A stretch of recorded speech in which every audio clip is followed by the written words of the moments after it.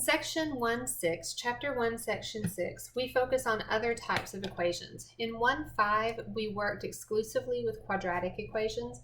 Now we're going to talk about different ones: radical equations, rational exponents, quadratic type equations that are not specifically quadratic, etc. All right, here are some things to remember. First of all, I know it sounds silly, but don't forget what you've already learned. Things that you know how to do, those are still going to work no matter what type of equation you have. General math principles, the way numbers work together, those are constants. The next thing to remember, work to isolate the variable. Isolate means to get the variable on one side of the equation by itself. Move everything else out of the way. Don't forget to use opposite or inverse operations. Addition and subtraction are opposites or inverses of each other. Multiplication and division are opposites of or inverses of each other. Taking something and squaring it versus taking the square root of something. Those are opposites or inverses of each other. These operations undo something. So if I need to move a term from one side of the equation to the other, that's generally how I do it.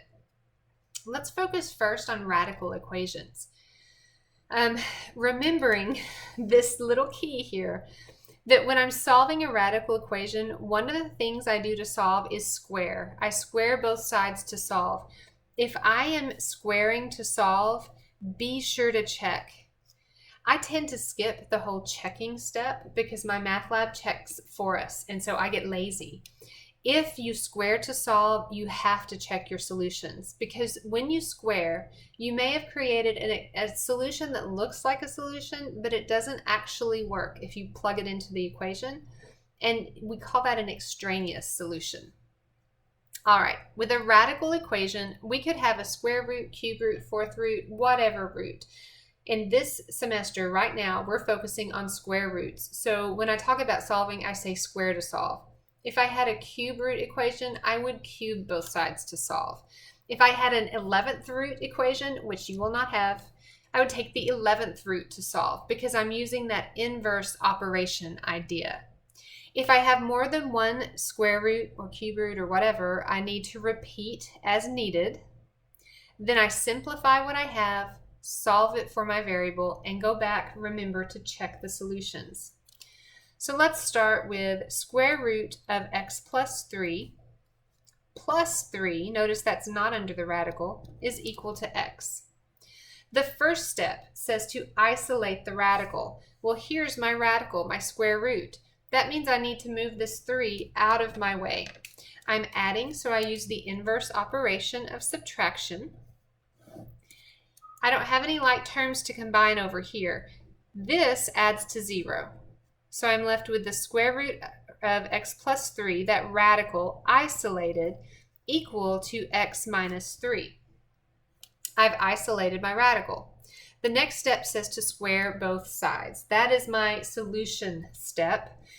I need to undo that radical. To solve for x, I have to get it out from underneath the radical.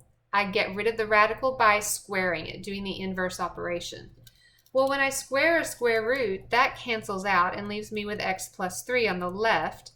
On the right, I am squaring a binomial. Squaring a binomial means I need to FOIL. I can either write it down as FOIL or I can remember my shortcut. We're going to do a little bit of both. I'm going to write it down.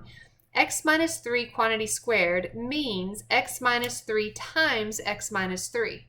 Well, what is x minus 3 times x minus 3? Well, it's the same thing as squaring the first term, which gives me x squared, multiplying the two terms together times 2, because that accounts for the outside and inside products.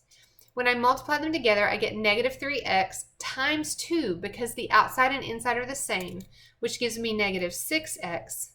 And then I square the second term, negative 3 times negative 3, which is positive 9. Now I have squared both sides. I repeat if needed. There are no other radicals, so I don't need to repeat that step.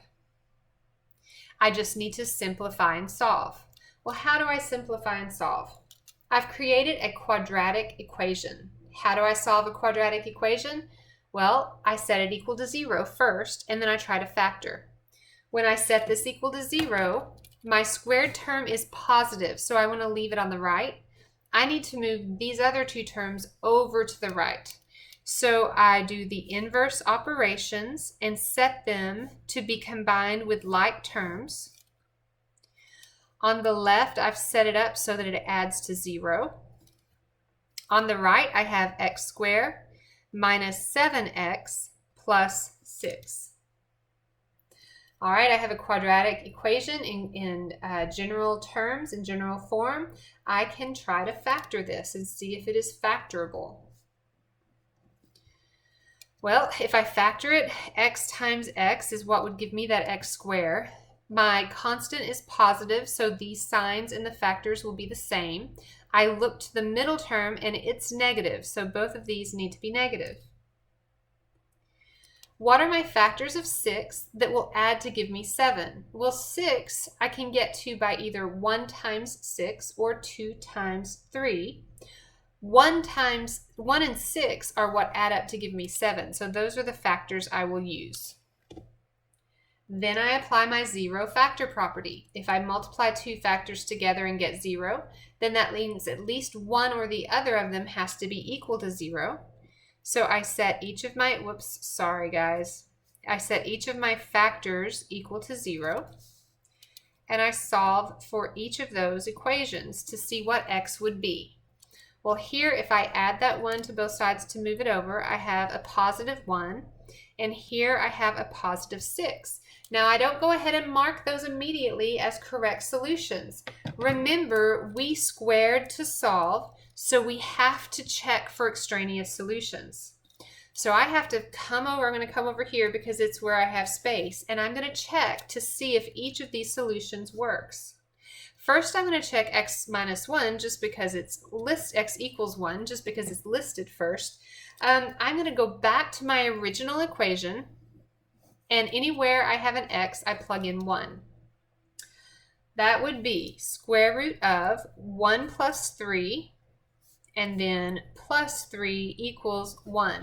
Well, you know what? When I look at that right there, I see that I have a problem, because over here on the left, this is going to be positive. This is a positive 3, and that's supposed to be equal to 1. I'm not buying it. Let's go ahead and finish. 1 plus 3 is 4, and the square root of 4 is 2. So I have 2 plus 3 equals 1. That is not true. This is an extraneous solution. It looked like a solution, it was presented as a solution, but it doesn't work. All right, let's look at the other one. Let's check x equals 6. In our original equation again, I would have 6 plus 3 equals 6. Well, this is looking more promising. Just because I'm presented with solutions, I don't know if all of the solutions presented will work, if some of them will work, or if none of them will work. I always have to check. Okay, 6 plus 3 is 9. Square root of 9, that principal square root of 9 is 3. And 3 plus 3 is 6. That one checks. So this is a valid solution. And I can give it as x equals 6, or I could put that 6 in fancy braces. And just acknowledge that if it's multiple choice on my math lab, they're probably going to give you both of these as an option. So don't get in a hurry. Remember always that if you have squared to solve, you have to check. Now, we talked about imaginary numbers already, but let's remind each other what the definition of an imaginary number is. My imaginary number, is equal to the square root of -1. Now, why is that so? Well, if I do, let's say I have 3 squared. 3 squared is 9, right? If I do -3 and I square it, that also gives me 9. So if I go backwards, if I take the square root of 9, well, that could be a 3 or a -3. Plus or minus 3, but what if I ask you for the square root of a -9? When I'm taking the square root, I'm asking you what number times itself gives me this number. Well, 3 times 3 gives me 9, and negative 3 times negative 3 gives me 9. But what number times itself gives me negative 9? Well, there's no way to do that, because a positive times a positive is a positive, and a negative times a negative is a positive. Now, I could break this down as negative 1 times 9, and then I could further say, okay, that's the same thing as saying the square root of negative 1 times the square root of 9. And I know the square root of 9 is 3. If I'm looking for all square roots, it would be plus or minus 3. If that's just the principal square root is a positive 3. But that leaves me with figuring out how to deal with that square root of negative 1. Mathematicians decided to define that as my imaginary number. So anytime you see the square root of a negative, you know you have an imaginary number. Let's look at the next page.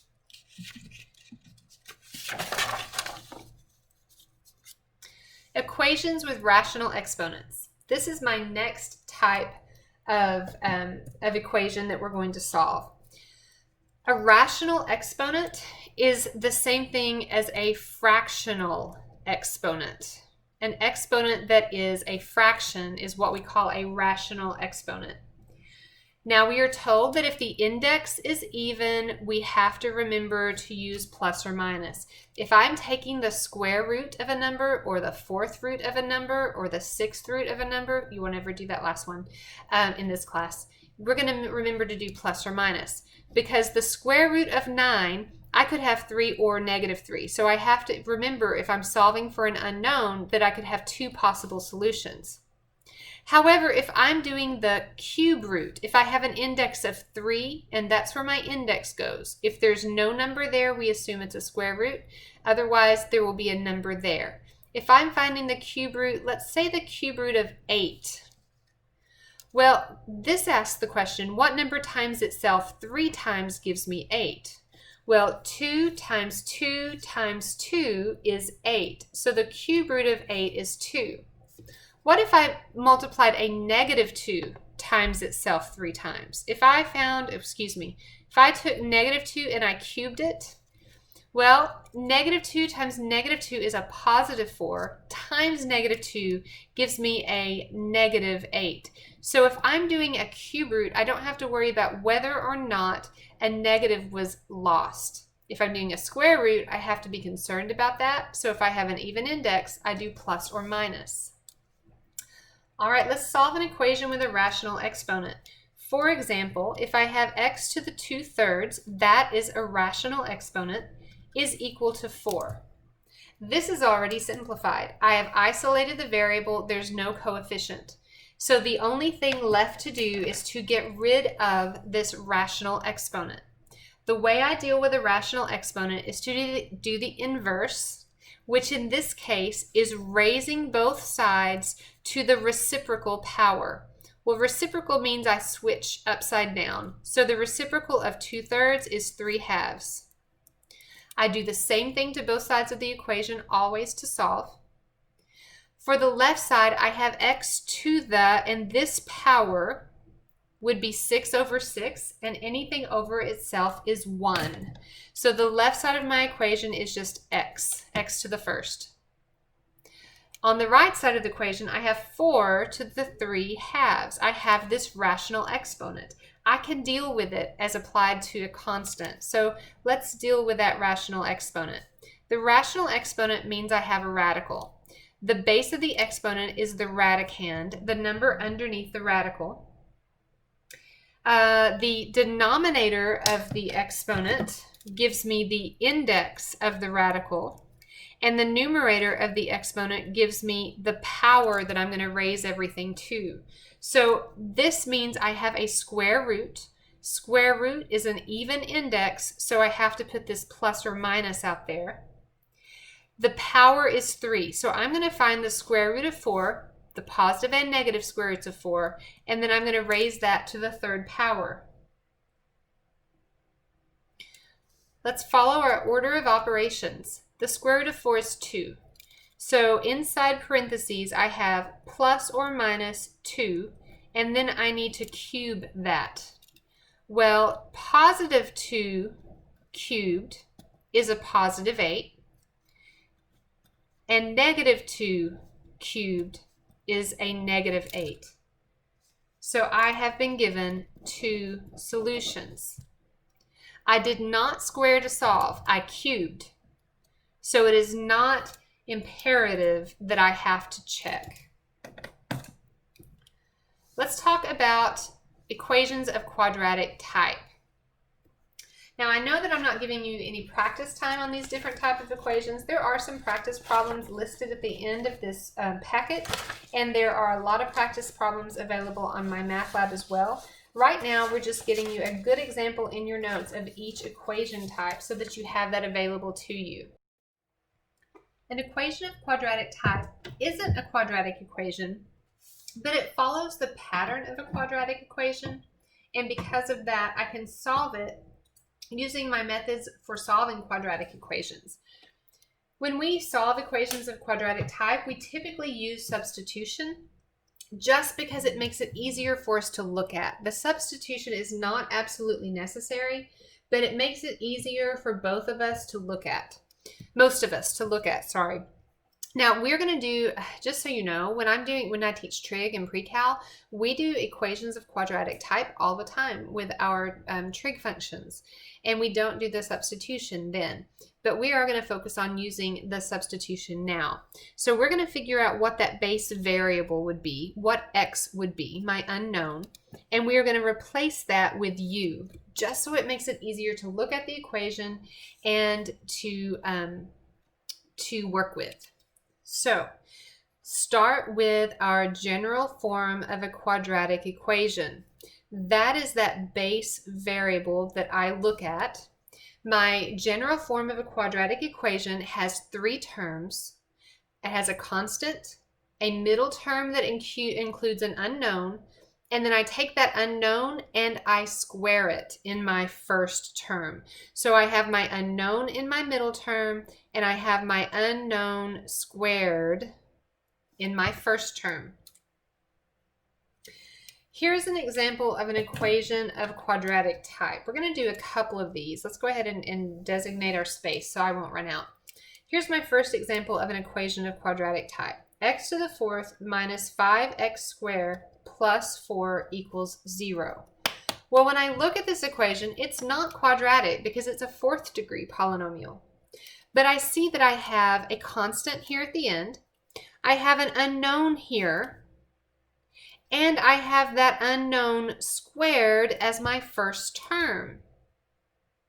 So my substitution, my unknown, is going to be that I take out the x squared and I replace it with u. So this middle term becomes minus 5u. Now the constant is still the constant. If I took x squared out and replaced it with u, that means that this first term is u squared, because x squared squared gives me x to the fourth. Now I have a quadratic equation to work with, and it is factorable. My first term in each binomial factor is u. The constant is positive. Both of them will be the same, and they're both going to be negative. Factors of 4 are 1 and 4, or 2 and 2. Well, 1 and 4 are going to be what add together to give me 5. I use my zero factor property and set each of those factors equal to 0 and solve. I get u equals 1 or u equals 4. But there's more. But wait, there's more. Remember, my original equation was not in terms of u. It was in terms of x squared. So at this point, when I get these proposed values for u, I remember that I have to go back and I have to undo that substitution. Instead of u, I need to put back in my x squared. So I undo my substitution. Undo your substitution. If you don't, you've only halfway solved it. So now I need to finish solving for x. Well, I have a squared term is equal to a constant. I solve that by using the square root property. Take the square root of both sides. Don't forget to consider plus or minus. This first equation, x squared equals 1, gives me a positive or a negative 1. And my second equation gives me a positive or a negative 2. So I have 4 solutions. I have plus or minus 1 and I have plus or minus 2. You can leave it stacked like that, or you can take and use your fancy braces and write them out. When I write them out, I try to go in order from least to greatest. I want you to note that I started with a 4th degree equation and I ended up with 4 solutions. When I do a squared equation, I never have more than 2 solutions. That degree of my equation is going to it's going to equate to the total number of solutions I end up with. All right, let's do one more solving an equation of quadratic type. This time, I'm going to start with an equation with rational exponents. X to the 2/3 minus x to the 1/3 minus 6 equals 0. Well, this is a mess. This is rational exponents. I can't treat it like we did up above. Up here, I just had a single rational exponent, so I was able to raise both sides to that inverse or reciprocal power. Here I have 2 different rational exponents, so that method is not going to work. I have to do something else. It is, however, I note, an equation of quadratic type because I have it in general form. I have my middle or base term, and then I have that term squared. Because if I square 1/3, that's the same thing as multiplying 1/3 times 2. And that gives me 2/3. So this is an equation of quadratic type. The substitution I'm going to perform is going to replace x to the 1/3 with u. When I do that replacement here in my middle term, my constant stays the same. This first term was the base squared, so that is u squared. The equation I need to solve that I'm going to work with is u squared minus u minus 6 equals 0. This is quadratic. It's factorable. I see that my constant is negative, which means my factors are going to have opposite signs. I need factors of 6, who, when added together, are going to give me a negative 1. Well, my factors of 6 are 6 and 1, or 2 and 3. The difference between 6 and 1 is 5. The difference between 2 and 3, though, is 1. Now I need to decide which one goes where. Well, I need to end up with a negative 1, which means I need a negative 3 and a positive 2. All right, apply your 0 factor property. U plus 2 equals 0, u minus 3 equals 0, and finish solving. When I solve for u, I have proposed solutions, negative 2 and 3. But wait, there's more. Remember that I started by substituting. My original function, my original equation, is not in terms of u, it's in terms of x to the 1/3.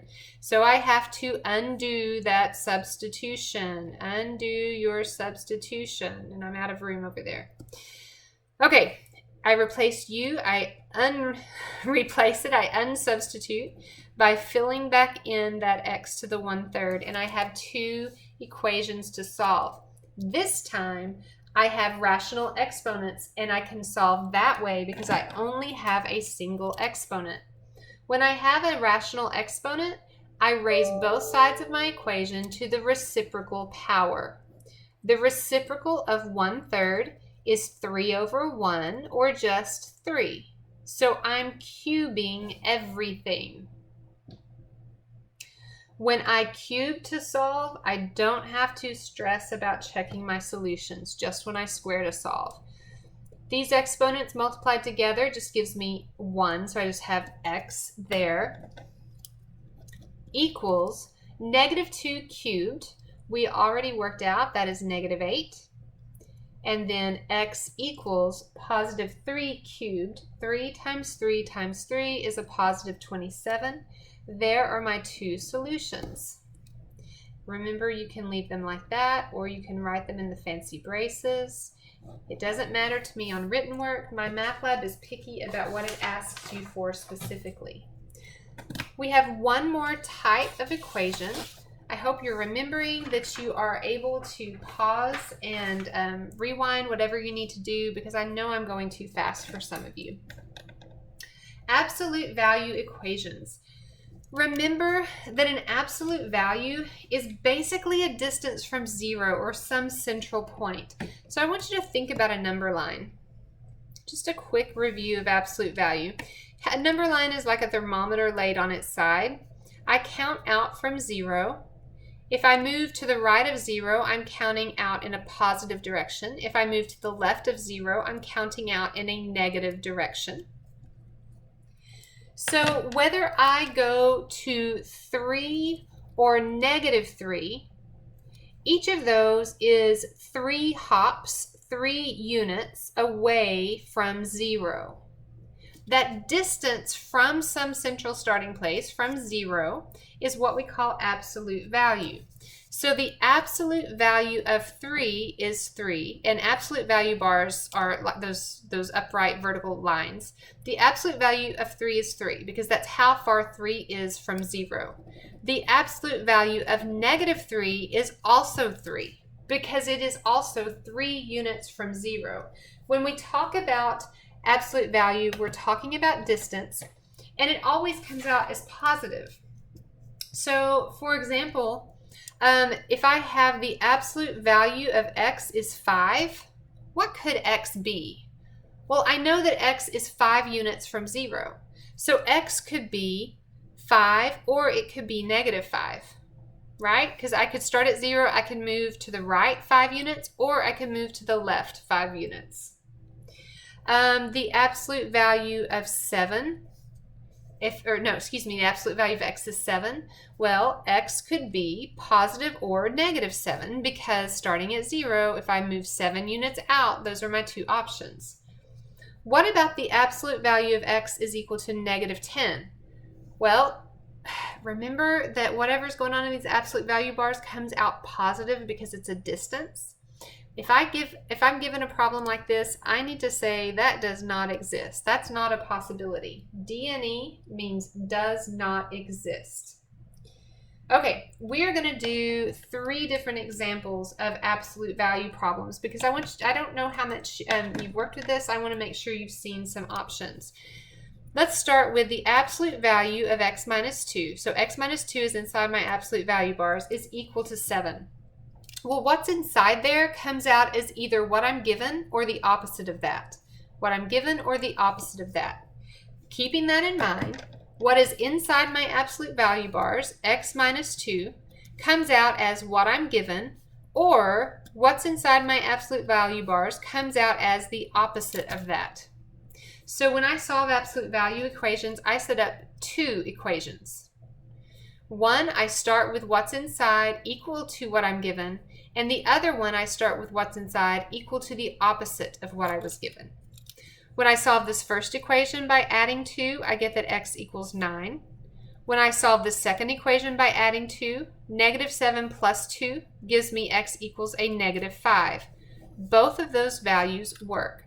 Let's go back and check. If I plug in a 9 here, I get 9 minus 2 is 7, and the absolute value of 7 is 7.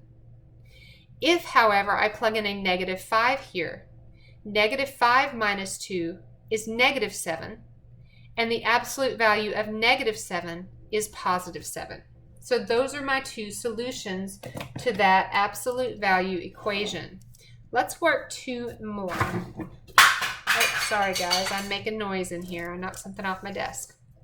Okay, the first one I want us to do is the absolute value equation. Absolute value of x plus 8 is equal to 3. So I'm going to set up my 2 possible equations. Either that inside the absolute value bars is equal to what I'm given, or that value inside my absolute value bars is equal to the opposite of what I was given. When I finish solving each of these equations, if I subtract 8 here, I get that x would be a -5.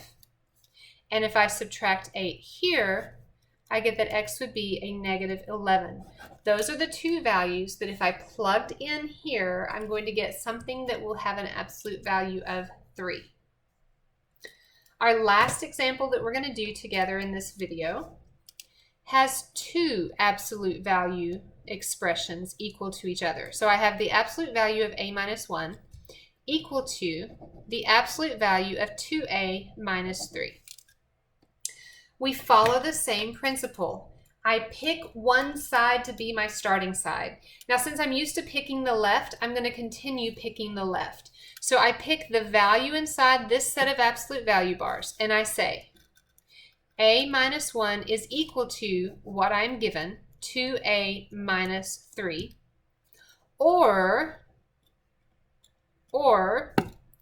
a minus 1 is equal to the opposite of what I'm given. Now, this part's very important. I want the opposite of the entire thing. So I have to make sure that I have that in parentheses so that I can distribute that negative. Let's focus on one equation at a time. If we focus on this first equation, I need to do some algebra to move the variable to one side and the constants to the other. I'm going to choose to subtract a because I like to keep my variable positive. That's just the way I tend to do things. You can go the other direction if you want. It's not going to make any difference in the end. Then I need to move this negative 3. So I'm going to add 3 to both sides.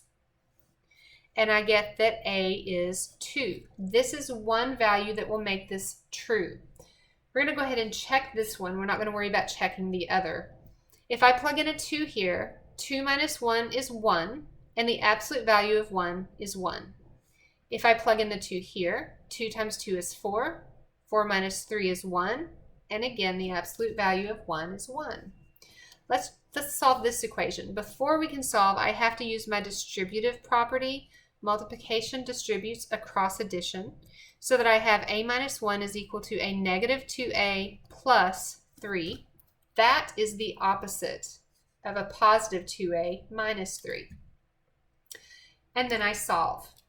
I like to keep my variables positive, so I'm going to choose to add 2a to both sides, which gives me 3a minus 1 is equal to 3.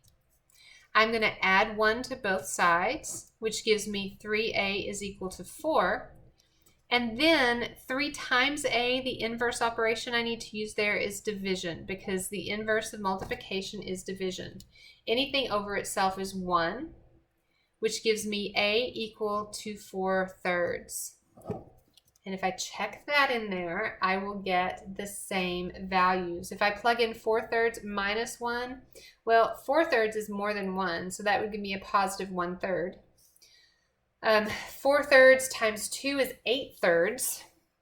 8/3 minus 3, negative 3 would be the same thing. That would be 8/3 minus 9/3, which is a negative 1/3.